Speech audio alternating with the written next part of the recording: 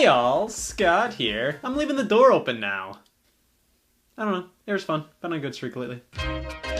Air jumped the shark. I have it all now. Scoliosis, mitosis, bed bugs, bed bats. So I got some free time to kill as I heal up. I might be able to actually play some of these games here. Or shapes. Fuck them. They make everything more complicated. Without shapes, I wouldn't care about the Wii U and GameCube boxes being the same thing. You ever have those things with a medium you enjoy that you overly care about that nobody else seems to? Like you're a big fan of numbers, but man, you're really into 7. I have that thing with video games. See, I should care more about what's inside the box, but man, I'm too busy wondering what the hell these letters are on Mario Sunshine's cover. I love playing video games, but sometimes I love everything surrounding them just as much. I love the little details of the art, the marketing, what these things are gonna look like on my shelf. And when a new console is releasing, it's pretty much on par with expecting a child. You have to get the room all prepared for the arrival, picturing what it'll look like next to the rest of your children in Sega Saturn. It's a big deal. This will be your life for the next hour until you get bored, so it's important to plan ahead. And what makes that easier is when they reveal what the game boxes for that system are gonna look like. Dog shit. They look like dog shit. Every game system has what I like to call the box art templates. The people behind the game create their own art to represent their product, but they have to take into consideration the fact that their art had to slide onto this here template to sell a copy. All Nintendo Switch games look like this, art with an eyesore in the corner. All GameCube games look like this, art with love handles. All 3DO games look like this for some reason. All systems follow a template with their physical games and use specific containers so virginity doesn't spread. Now, many will probably say, Scott, that doesn't matter. Well, neither does life. Live with it. Sure, no single box art template excites me now. I've mellowed out over the years. But this stuff legitimately interests me. I love seeing the differences between packaging on each console, how you can represent an entire system's objectives and brand via a simple box with enough room for custom artwork to flourish. Making sure the packaging design of any product is clear enough to denote exactly what it's for is important. Using the logic of it doesn't matter basically means everything on a store shelf should be in a blank cardboard box. Who cares what's inside anyways? I just want to buy the PS4 Spider-Man. Nope, that's a gun. So let's take a look at all the major consoles throughout history and rate their packaging templates, starting with the Magnavox Odyssey. I do like 7. Being the first game console ever, the Odyssey was a true revolution, offering different games by plugging in different cartridges with an asterisk after every word there. This means nothing to me. Let's move over to the Atari 2600, where they had a variety of different box art designs. There wasn't a true standard. Pretty much every game publisher had their own design templates for not only the boxes, but sometimes the cartridges as well. These are all Atari 2600 games. They're like snowflakes. It's hard to tell what game system many of these cartridges are for, which I think is one of the major reasons box art was sort of standardized across each console afterwards. Some of these games barely even mention the system, so this is what it's like to have a gluten allergy. Now, the Atari published games usually followed the same templates. However, they did change it up quite a bit over time. Colored borders with big art, colored borders with small art, silver borders with big art, silver borders with small art, and the cartridges themselves range from the same damn thing as the boxes to a thesis statement. The lack of consistency across not only Atari 2600 boxes, but pretty much most game consoles around this time definitely added to some confusion consumers faced when it came to video games. The fact that all of these games are for different consoles and you can barely tell was a problem. But the lack of consistency across the board wasn't really an issue when you got it in your home. Does it really matter that this Atari box looks different from this Atari box? No, because everybody just threw these boxes away. They were cardboard. It's not like you'd gain anything from keeping a box and living in the 70s. I will say though, the box art templates that allowed the artwork to shine while also clearly denoting that, yes, this is in fact a waste of time, are definitely the best, as these ones where 70% of the space is taken up by anything but the game in question are fans of the term not ideal. Imagine being surrounded by 10 inches of silver and saying, I matter. Either these game boxes didn't tell you what console the game was for, or it couldn't get enough of telling you what console the game was for. Something had to change, and who better than Sega to fuck up this good? The 8-bit era is upon us. Out with the garbage cardboard boxes and in with Nintendo, you swine. The boxes for the NES followed a similar format to Atari's. Most of Nintendo's own offerings would use the same template, while third parties were left on their own. At the very least, each licensed game for the NES featured the distinct Nintendo logo and the Nintendo seal of quality, which makes it fairly obvious what system these are for. But Nintendo did follow a few templates themselves with their box art, most notably the black box games. See, there was a problem with a lot of Atari titles. You'd see this box and end up getting catfished. Nintendo had no shame with showing consumers exactly what the game was going to look like on the box itself, so many of their early titles for the console followed the black box template. Space-looking background, angled title, taken sprites from the game and crammed them all together, genre. I mean, yeah, This is what a graphic in pinball looks like, but seeing this on its own does not make me think pinball. Some of these games just do not lend themselves well to the black box template. The sports games, arcade games, sure, those are easily understandable based on the one screenshot they use, but when you get to the funky shit like Clue Clue Land, white kids saw this box and said, "Mom, that one." Nintendo actually kept using this format for a few titles, changing it up with a silver background for Metroid and Kid Icarus. But as time went on and the NES was more accepted by society and people sort of knew better what to expect from the games they bought, the black box template was no longer needed and we got some more elaborate designs. No clear template was used for a while outside of sometimes having a tagline in the corner or something. But then, they introduced the Nintendo Entertainment System header. It was red and small. Like ants. They finally got around to standardizing the look of NES games and boxes with this simple header. It only took them until people stopped giving a shit. This style of NES box art started being used around the time the Super Nintendo became a thing. Great. So NES boxes looked pretty inconsistent, but at least the cartridges are all in the same boat. I love the designs of these things. You have the little indent making it easy to pull off the shelf. They stand up well in multiple ways, making them a dream to store and not play. The labels are the perfect size, extending to the side, showing off the title, with many of the logos being big enough to be easy to read, but not too easy, thank God. These cartridge designs are fantastic. The boxes could have been a bit more standardized, but at the very least, it made way for some amazing art. And hey, if we want something that has the exact opposite strengths and weaknesses, let's check out the Sega Master System, my best nightmare. So, this is innovative, a plastic case. The cardboard boxes may have been more cost effective, but everybody just checked those in the trash once they plucked the game out. The Master System's boxes were hard plastic with places to store the game and instruction manual, making people realize, oh God, I have responsibilities. It's time to take care of your games. Put them up on the shelf, keep them in a safe container. It'll keep it safe, I swear. In regards to the plastic case, the Master System truly innovated. Everything else, where do I begin? The general format of the Master System's box art was graph paper, blue text, clip art, you're welcome. This doesn't feel like a video game, this feels like homework. And then when we pop the box open and look at the cartridge design, they go to all this trouble of extending the label off to the side, but they don't write the name of the game on it? What's the point of the label extending then? As time went on, many Master System games had more elaborate box art while still maintaining the general aesthetic, though in other regions the box art template would sometimes vary. That's the thing, based on where you are in the world, they'd oftentimes have different templates for the game cases. I mean, over in Japan, the Japanese equivalent to the NES, the Famicom, was just a giant color and shape mystery show in terms of what the boxes and cartridges looked like. But with the introduction of the Game Boy, things were finally starting to become standardized. This is a Game Boy game box in North America and Europe, featuring a fat sidebar denoting Game Boy. The sides of the cardboard box were generally just the game in question's logo. The Game Boy boxes may have been pretty basic, but they got the job done and were incredibly effective. As years went on, it was becoming less and less ideal to just have whatever you felt like denote what system your game was for on the box. Sure, NES games would always say, this is for the Nintendo Entertainment System, but it would normally be in a completely different spot each and every time. As more and more systems were coming out, you had to be clear as day what system your game was for. In Japan, Game Boy boxes were slightly different, but were generally labeled as Game Boy in the corner. I mean, they weren't as loud as they were over here. The Game Boy logo is so big on our boxes, it's like they were expecting consumers to refuse to believe this was on Game Boy? No, this can't be! Moving on to the Sega Genesis, they kept with the plastic cases the Master System had, go them. And instead of regular graph paper, they inverted it. Absolutely classic looking boxes here. The black background feels so Genesis. The white background of the Master System boxes felt so out of place, like they just spun a wheel and decided, yep, that's what we're doing today. Not only does the coloring fit the tone of the Genesis, but we get much more fleshed out artwork for some games, unlike the singular PNG of many Master System ones. Here's my problem though. While this template was pretty standardized across the library, it wasn't standardized. Various games, even Sega published ones, used completely different templates, sometimes having full spreads of artwork across the spine. Even the games that used the same templates didn't follow them one-to-one. The Sega Genesis logo changes size and placement constantly. The size of the artwork on the front is different on various games. The placement of the UPC code is always up in the air. It's not a big deal. It's incredibly easy to tell what's a Genesis game and what's not. It's just weird they'd set a template for Genesis boxes, but wouldn't follow it 100%. At least most of the cartridges are pretty in line with each other, except for the ones done by Electronic Arts. Those look completely different.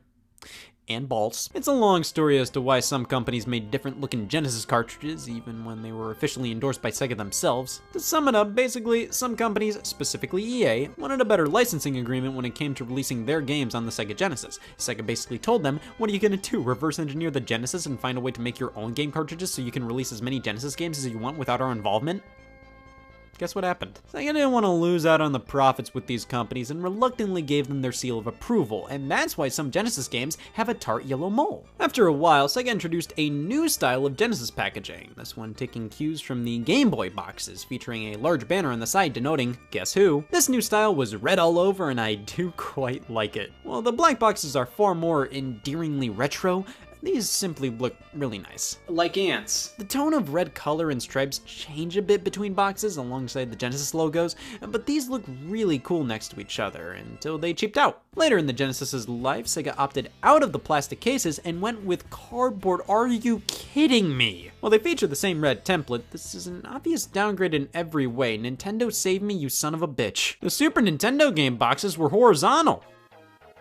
Good. All SNES games had this large border around the box with just a ton of shapes that make sense. Here's a triangle, here's some squares, 16 dots. Sure, that's a cute reference to the Super Nintendo being 16 bits, but why this way? We also have the Super Nintendo logo that was barely used over here. It's supposed to represent the 4 face buttons, but this thing was so much more prominent in Europe and Japan. The SNES box template is iconic, but actually critically looking at it, man, this is odd. You have this giant slab of square covering up part of the artwork just to give some BS tagline. I like the look of it overall, like you know this is a Super Nintendo game, but it feels a lot more abstract than something like the Game Boy or Genesis's offerings. It feels like so much real estate is being taken up by just pure black and no artwork when they could have just had the Super Nintendo logo and that's it. Not to mention, they're still cardboard, which made them prime candidates to be trash. Now over in Europe, the boxes were far simpler, except they needed to make 100% sure Europeans knew this was the PAL version of the Super Nintendo games. Do you think they know where they live? And over in Japan, the Super Famicom boxes were, oddly enough, in a vertical orientation and had far more space to let the art flourish.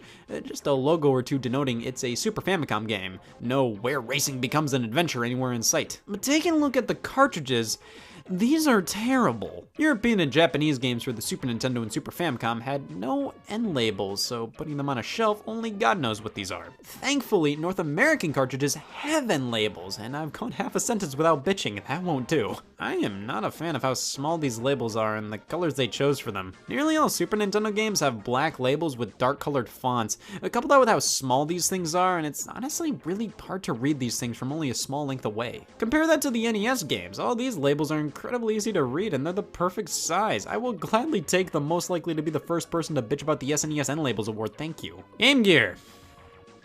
Well, you got this Master System-like design, then a staircase design, and then you got this Genesis-like one, and that's all I'm willing to say about the Game Gear. What the hell is this, 3DO? Why is this packaging 3 times taller than a regular CD case? I don't even take advantage of the fact this thing is county size. The 3DO logo is just this tiny thing in the corner. They stacked the manual above the disc for no reason. At least you'll know 100% this is a 3DO game. If the sun is blocked, well, you know what Target started selling. Now, this is just one form of 3DO packaging. There was another where the game would come in a standard CD jewel case inside a box the size of this thing.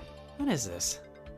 Oh, yeah, fucking pointless. Game companies believed they had to make their packaging as large as possible to attract customers, especially over here in North America. So when games started appearing on CDs, they had to overcompensate. Discs. You ever have older people say to you, man, nobody uses these things anymore. Why, somebody your age probably doesn't even remember this. I'm 12, not 8. The Sega CD add-on for the Sega Genesis used these piles of human garbage, and they aren't even people, which is impressive. So these cases are kinda cool, but they feel so fragile. They're so big with not much inside to really keep it all together if you drop it or something. Sure, standard CD cases are sort of fragile too, but at least they're easy to replace.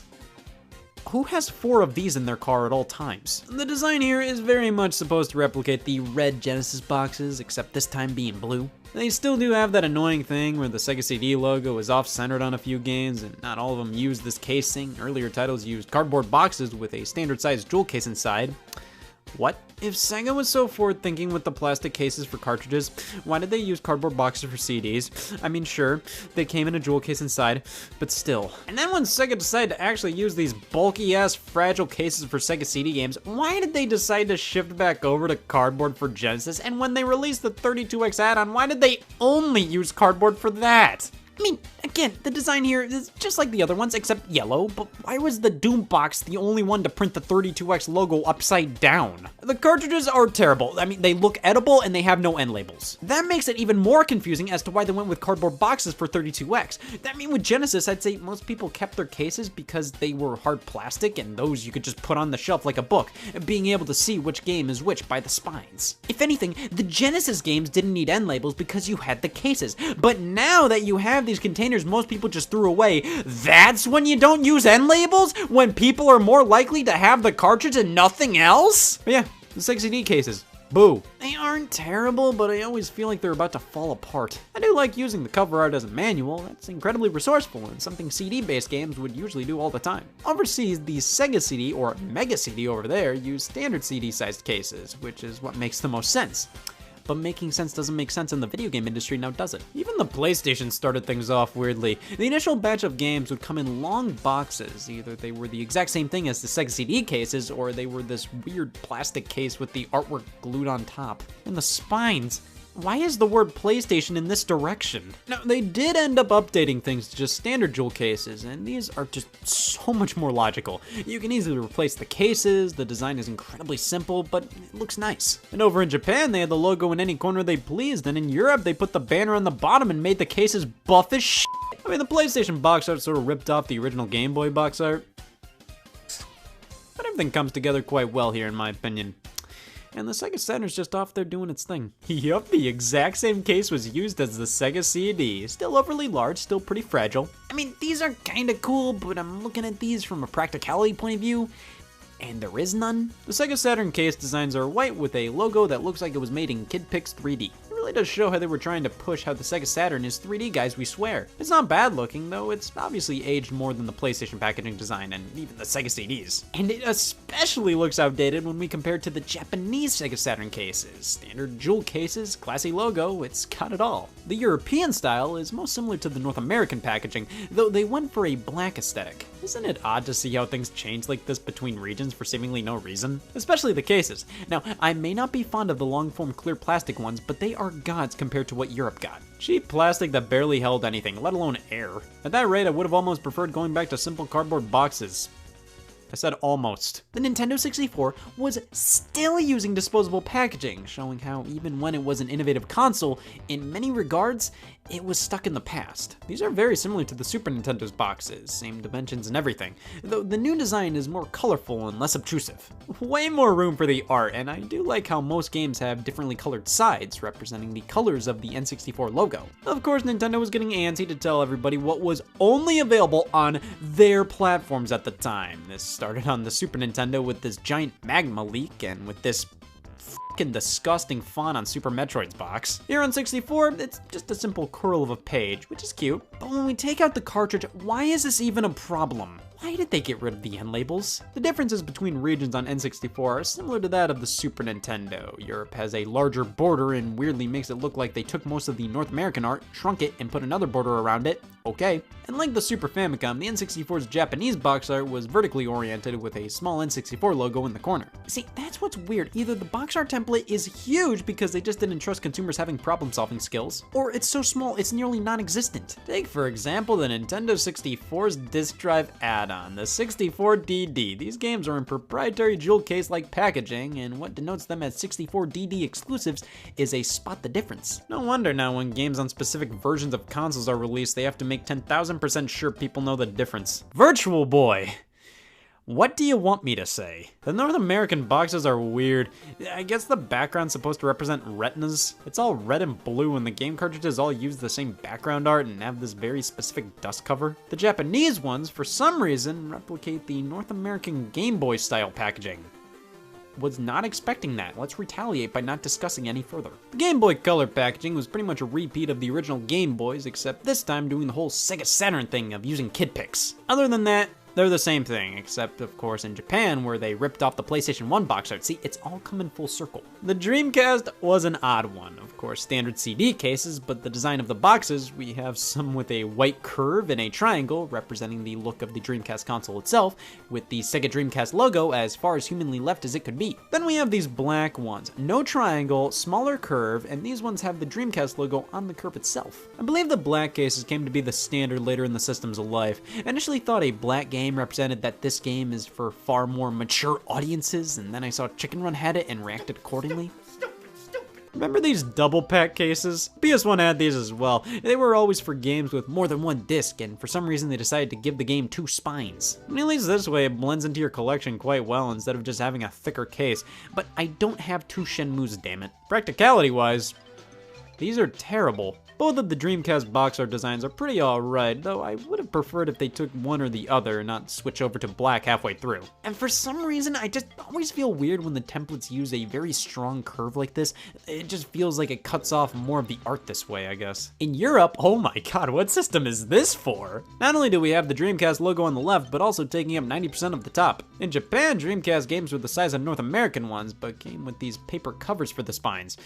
Great. That's kind of cool. It makes you feel like these are more premium, but makes it far easier for a Japanese Dreamcast game to be incomplete when you buy one. You have to sound like an idiot telling the seller, well, I'm not buying it without the spine hat. It's completely pointless. Japanese Sega Saturn games had these as well, and they just make it more difficult to keep your games 100% all together. There's a simple little Dreamcast logo in the corner, which is something I'm sure you've noticed Japanese games do a lot. Just a simple logo in the corner. Nothing crazy, they respect your intelligence. Overseas? Do you think they get it? PlayStation 2 games. I never really cared for how these looked. Now, functionally, they're fine. They get the job done perfectly. I just always felt they looked really cheap. I don't really care for how the spines look. That white box for the PlayStation logo looks like they went on Google Images, thought the image was transparent, and went, whoops, f*** it. They basically took the standard PlayStation box, turned it into a DVD case, brought the logo to the top, called it a day. They do have a spot for the memory cards, which is nice. I never use this. Outside of that holster, these are pretty much just standard DVD cases. Makes it really easy to replace these things, while also making them feel sort of cheap and generic. Well, at least Europe has our back. But do they, though? The PlayStation 2 logo here is bigger for some reason. Is there really a reason for it to be this way? Was this box just not clear enough that it was for PlayStation 2? It's not even bigger by an obvious amount. So why is it bigger in the first place? And the entire case is blue. Of course it is. I mean, blue is kind of part of the PS2's brand. The original box was blue, and that's it. But is that really a good reason to go with a blue box? This matches nothing, and why do the spines look like this? It looks unfinished. And all European PlayStation 2 games are like this. Now, I do enjoy consistency with spines, but I like it when the consistency remains consistent with the brand. What are they trying to say with this? Why is the case blue, the logo bigger, and the spine white with bold Arial text? And then for the budget re-releases, I mean, I already have a problem with those, but for the PlayStation 2 in Europe, oh my god. So now the case is silver, the logo's silver, spine is black with silver text. Now, this looks better than the standard cases, but I'm still appalled how it looks next to a standard game. In Japan, they followed the format of the North American games, thankfully, though for their budget releases, they changed the out of the colors for some reason. Gold, yellow with silver cases. Can you believe these are all for the same console? Game Boy Advance followed a very similar format to previous Game Boy box art, though Japan's take was more like miniature Super Nintendo boxes. Here overseas, cardboard, label on the left, the sides of the box just have the game's logo. This time the banner is rounded and almost looks like stainless steel, and one thing I always found peculiar about these boxes is the only for triangle, denoting that this is an exclusive game you can only play on Game Boy Advance. That's good to know, and lots of systems have that on their games. The thing is, pretty much every Game Boy Advance game said this. Games that also released on consoles still said only for Game Boy Advance. Why? I assume because in terms of handheld versions of said game, yeah, it was the only one. That's why for games that also released on the N-Gage, they couldn't say only for. Let's talk about that, f*** it, I have time. The N-Gage was Nokia's cell phone handheld game console hybrid. You could use it as a phone, but why would you do that when you could play games on it? But why would you do that when you could use it as a phone? I should just stop doing. The games came in... Oh my god, a plastic case for handheld games? This is incredible. It's a nice size, protects the game quite well. I think using a plastic case for your games really does wonders to making it feel more premium. It feels like an actual game, while in comparison, Game Boy Advance games felt like a cheap thrill. Just throw away the packaging like a toothbrush, who cares? It has an interesting banner design on the front and spine. The silver case looks nice, and on the inside, there is so much room for activities. 2 slots for games, and it comes with a carrying case that holds 4 more games. Why did they do this? I have no idea. I mean, 2 slots, that makes sense, but including a whole ass carrying case for 4 more games? Why not just 4 more game card slots? Whatever. The big problem though is the game card holder. It is so tight, you just can't pop the game out. If I do, then I almost feel like I'm gonna snap the card in half. No, you have to pull these things apart with 2 fingers and then use a 3rd finger to wiggle the game out. This is a 3-finger job. Now moving on to the GameCube. Fellas, I think I found it. I think this is my favorite video game packaging of all time. It's perfect. So first up, this game case as a whole, rock solid. So many other cases I come across are cracked and have pieces missing. They're basically falling apart. Hell, brand new games that just released, half the time when I open up the package, there's like a solid 60% chance there's gonna be broken plastic in the box. The disc spindle is broken, the manual holder is out of commission. It's a mess. Game boxes nowadays are so cheap, but the GameCubes, I have yet to find a single box that's broken like that. Banner is so nice looking, so sleek and cool. Sure, it is curved, but it isn't like the Dreamcast, which is basically half a damn circle. This is very subdued, a slight curve. I don't feel like it's in the way of any of the art, and if it's an exclusive, the only 4 label is the same as the Game Boy Advances. It's not obtrusive, it looks good, I love it. And then we go to the spine. Why is the GameCube logo on the bottom? An interesting choice for sure. I mean, pretty much every game box I know of has the console's logo on the top, but I'm okay with this change. It's probably because I grew up with the GameCube and I'm used to it, but it doesn't look out of place and is kind of a cool change of pace. But hey, if you prefer your console's logo on the top of the spine, just move to Europe. This looks wrong to me. But then if we look at the Japanese GameCube boxes, man, they were living a completely different life from us. These boxes are tiny. They just have a simple GameCube logo in the corner. There's this slip cover over a translucent case. I mean, no matter what, these things, at the very least, are neat. And hey, we got a taste of them over here. The Game Boy player adapter needed a disc to boot up, and that disc came in a Japanese GameCube box, no matter what region you were in. These things are cool, but they're just not as functional as the boxes overseas. The slipcover is the only way you're getting the full cover art, both front and back covers, as well as spines telling you what the hell you're playing. Without the slipcover, the manual is here to represent the cover art, but it's behind this super foggy plastic. And obviously this cardboard sleeve is gonna be more susceptible to wear and tear over the years and is more easily losable. While this is neat, I do feel like there were more efficient ways to go about this smaller packaging. That's right, Scott bitched about the Japanese GameCube boxes. Nothing's off limit. The original Xbox, just pure Mountain Dew green cases. It's pretty loud, but it fits with the image of Xbox. It's not like a blue case with a large banner and a white spine. I have been furious for the past 20 years. I think the Xbox boxes are what I would have preferred the PS2 boxes to look like. It has personality without being too loud and obnoxious while being functional as all hell. Though I find it odd that on the spine, if the game has Xbox Live Online support, they felt the need to label it as such on the spine. On the front cover, sure, I get that, but why the spine? Thankfully, when the Nintendo DS hit the scene, Nintendo wised up and gave us plastic cases for their handheld games, and this was a big deal to me. This made the DS feel like a home console on the go. Not only did it launch with Super Mario 64, but the games came in DVD-like cases, just like home consoles. And not only that, it had a power button. Not some power switch, it had a button just like home consoles. That was honestly a really cool thing to me back then. Take it. Cheers. These boxes are great, though. It's interesting Nintendo basically reused the exact same format from the Game Boy Advance boxes, except this time making it white. There's also this ridge thing, so there you have it. Regardless, the DS library was consistent as consistency throughout the years. You put every DS game next to each other and they all look so in line, so perfect.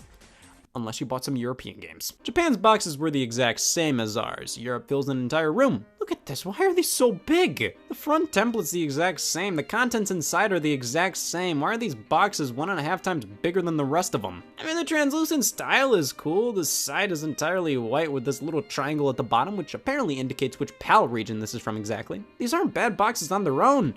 I just have no idea why they chunked. And of course, the redesigned Nintendo DSi had its own boxes for exclusive games. Who doesn't know that? Yeah, there were only 6 Nintendo DSi retail games. Some games that had specific DSi features made the hell sure you knew on the box, but these games were only playable on the DSi. These are basically the same cases, though some are white and some are black. The DSi banner is actually just a flat square now. Still a ridge, wouldn't be a DS game without the ridge. And the game card itself is a lighter color. Oh, and the spine. Why did they do that? Why instead of a DSi logo did they just do the 2 squares? That just looks stupid. Guys, the DSi boxes are stupid. Karma doesn't exist. F these boxes. Well, Sony entered the portable market with the PSP, so obviously they couldn't use cardboard boxes. They didn't want to look like fucking idiots next to Nintendo. They changed to spine. The PSP boxes are small, thin, and translucent. It shares many elements with the PlayStation 2's box, which makes sense as when the PSP came out, the PS2 was totally relevant. That's something you see a lot. If a company makes a home console and a handheld, many times they'll try to create parity between the box art designs. Doesn't explain why they put a game controller on the banner. It's probably because they released physical movies for the system, UMD video for PSP.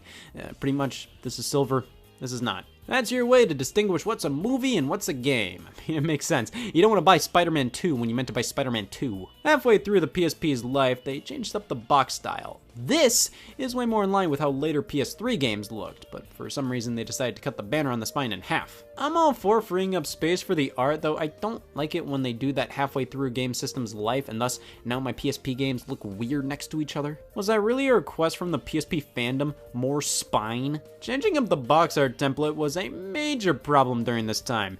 Look no further than the Xbox 360 and PlayStation 3. The 360 easily was the least offensive of the two. Most 360 games look pretty alright next to each other, but it's just the little things that stick out. The initial run of 360 games had see-through green cases, and this design with some thin green stripes. We see this on the banner and on the spine. Then around 2010, they introduced this new design featuring a large green strip on the banner and a fully white background for the logo on the spine. Of course, if it was a game that required Kinect, we got a purple case and the banner changed slightly, but the spine looks the same. And then around 2013, we have this new one, where the Xbox symbol is slightly different. How dare they? As time went on, they cheaped out with the cases. What once was translucent is now something that's a bit more in line with the original Xbox cases. Also, for games that used multiple discs, if they're just trying to cut costs, they don't even include a flap or something. They do this thing where they just stack the discs. But that wasn't as offensive as when they made 3 games you could only get at Burger King. They worked on the original Xbox and Xbox 360, so they gave them Xbox 360 cases but just said Xbox on them.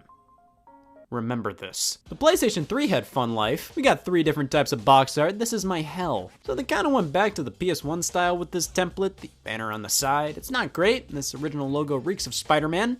It is the Spider-Man font after all. The spine is odd as it's red and the PS3 logo is oriented like this, but hey, look at this case. These are a bit annoying as they are completely proprietary to the PlayStation 3. You can't use DVD cases or even Blu-ray cases because these covers won't fit. But the cases do look cool, and the revised PS3 art later on, I think, looks far better. It makes the PS3 games look classy and sophisticated. The Xbox 360 games look like a drink flavor at Taco Bell. Nothing wrong with that, but these just look more premium. But then for some reason they decide to update it again after the PS4 came out. Why? This one has a slightly smaller banner and it's all this bluish color. Okay, I get parity between handhelds and home consoles, but why would you want to make your last generation system look more similar to your current generation one? Don't you want to make it crystal clear which games are for what system? Why would you want to make it more similar like this? This obviously didn't work out, as only a few PS3 games featured this style. They did go back to the second revision. God, my year is saved. But there was one more style of PS3 game that was pretty eye-grittingly annoying. PlayStation Move titles. If a game had PlayStation Move support in some way, not even requiring it, just if it had it as an option, there's this giant PlayStation Move bubble on the front and on the spine. This just looks dumb. Again, just like the original Xbox stuff. I get it being on the front, albeit it's very large, but why the spine? Now the Wii.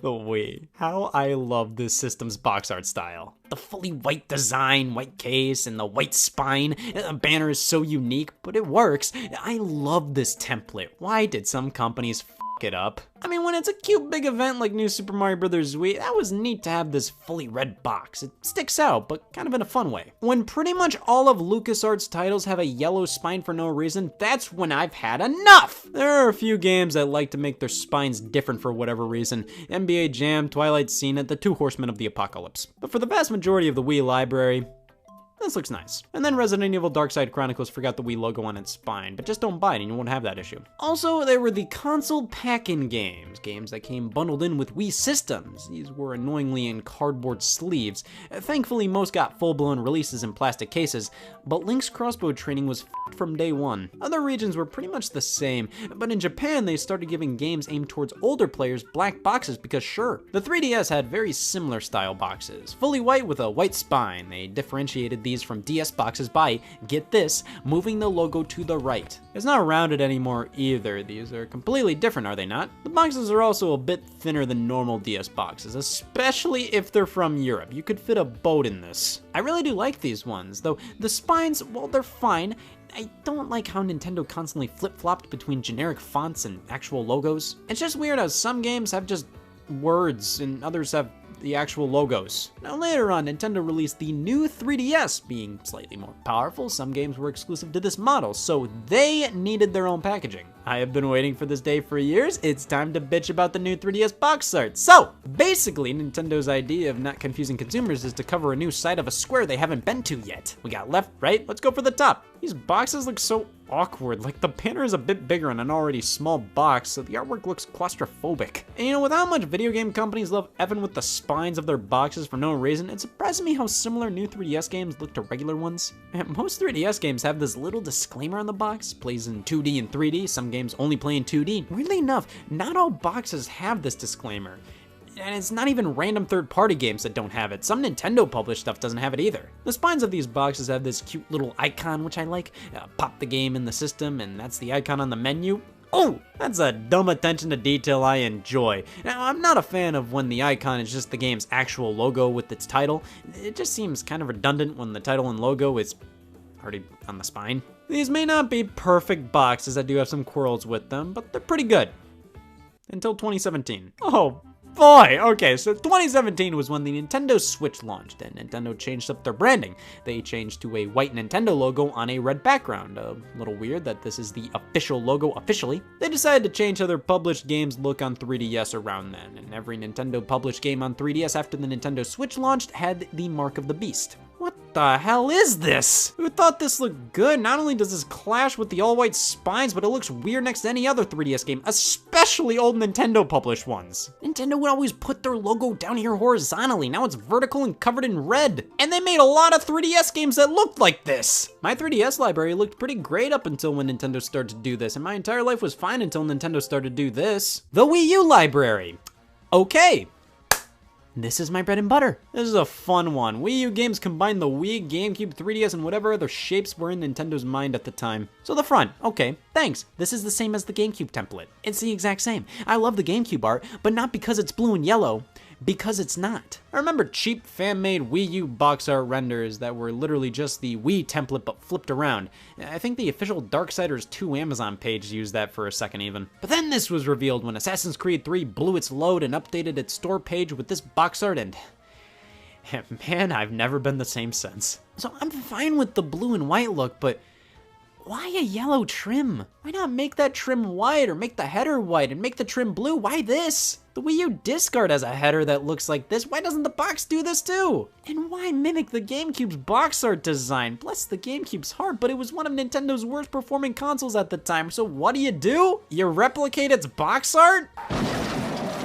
I'm not saying this is why the Wii U failed, but they were kind of asking for it at this point. The spine has a ridge from the header extend over, which is cute, but it looks kind of off when you have a bunch of Wii U games together. Especially since a lot of the covers aren't going to be 100% aligned perfectly. You know, they shift around a bit in that case. So games will always look off-centered when a bunch are on the shelf. The same icon style from the 3DS is used, and the actual game titles, I have the exact same problem I did with 3DS games. And then a few games had some odd quirks. Now, similar to the Wii, in Japan, more mature-oriented titles were given a black case with a darker Wii U logo. For some reason, here in North America, 2 Wii U games used a black spine and nothing more, Resident Evil Revelations and Deus Ex Human Revolution. No other games did this. They're both from different publishers, and while they're both mature-rated games, they weren't the first or last mature games on Wii U. So what, did they want to do something like what they did in Japan and give mature games a black case but gave up after these games? Or did both of these games randomly want to use a black spine for no reason? Star Fox Guard has a cream-colored spine. I haven't graduated yet because I can't finish this essay. New Super Luigi U has a green case with green Wii U artwork, and much like New Super Mario Bros. Wii, I'm cool with this. It's more of a fun little event than an annoyance. But then Wii Sports Club forgot the blue ridge at the top. That is the definition of not a fun little event. European Wii U games had a blue spine, but it was white where the Wii U logo is.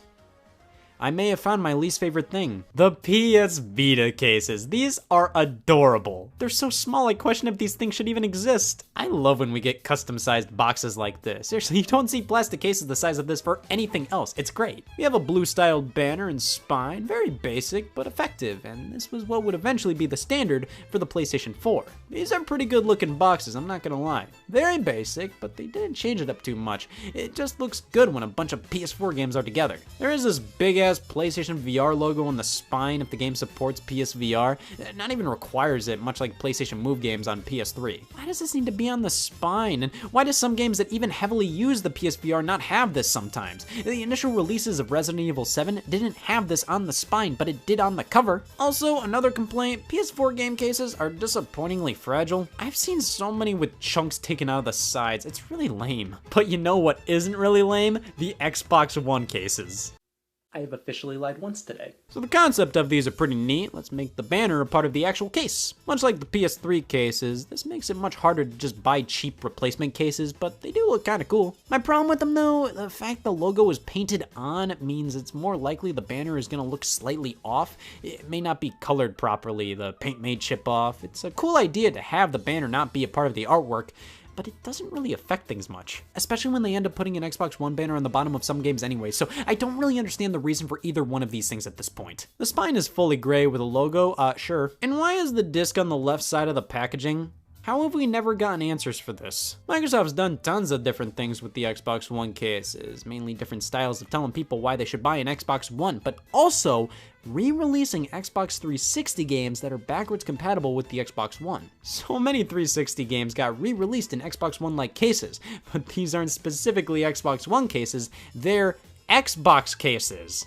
like from Burger King. These are simply 360 games. They aren't remastered versions on an Xbox One disc. They'll still work on a normal 360, but also play on an Xbox One because they are literally the Xbox 360 discs. They have two logos on the banner, and on the side they just say Xbox. Sometimes the disc says Xbox One and Xbox 360, and other times it's just the original Xbox 360 disc. My thing with these is, where do I put them? Do I put them with the Xbox One games or do I put them with the 360 games? They're literally just 360 games. They just reprinted them with modern Xbox branding. But they initially didn't put all of them in Xbox One cases. Here's Fallout 3, My Eyes. So you're gonna use a 360 sized case but design the packaging to look like an Xbox One's. This fits nothing. You put this with your 360 games, this looks stupid. You put this with your Xbox One games, this looks stupid. They actually re-released this game in the normal Xbox One packaging, which looks way better, and I'll be 100% honest here.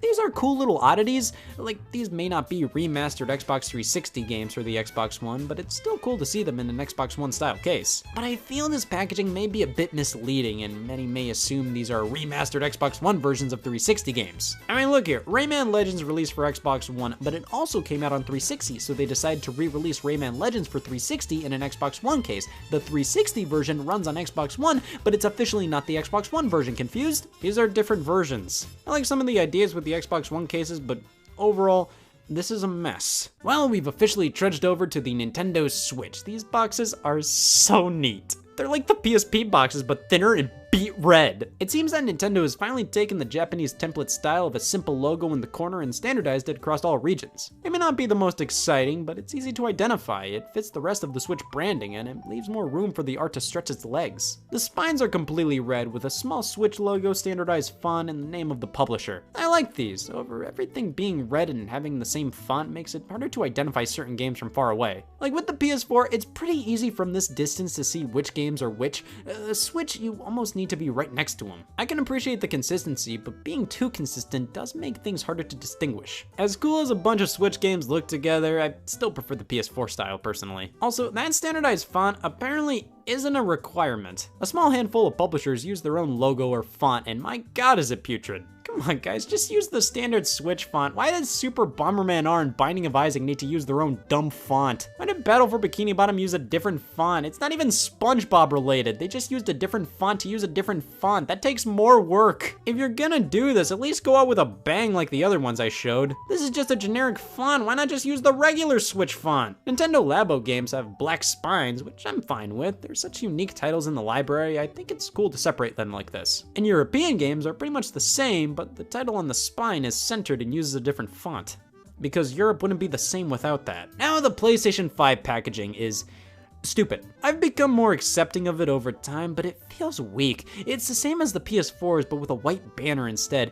It uses a blue case, which I get why. The PS5 is white with a blue light, but I think it would have looked better to make it a fully white case or a black case or a clear plastic case and then represent the blue by making that the color of the line at the bottom of the banner. It works, but using a blue case feels like they're just using old PS4 game case stock, and the overall design, I'm just not crazy about it. And the Xbox cases look the damn same.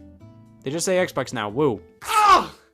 I finally shut off my hospital gown. I'm cured! And all it took was doing dear god anything but playing video games. The box art template and game packaging as a whole is just flat out interesting to me. And while I went on and even on about how consistency is key here, it's almost beautiful how consistently inconsistent these things are. It keeps things interesting, and if everything was perfect, well, I don't know what I would have done for the past 45 minutes. But spending your time wisely is important, and apparently doing this was all for the better of society. Karma does exist, and it cured me by talking about game packaging. So apparently, it loves when you talk about game packaging. As long as you don't talk shit on the DSi boxes.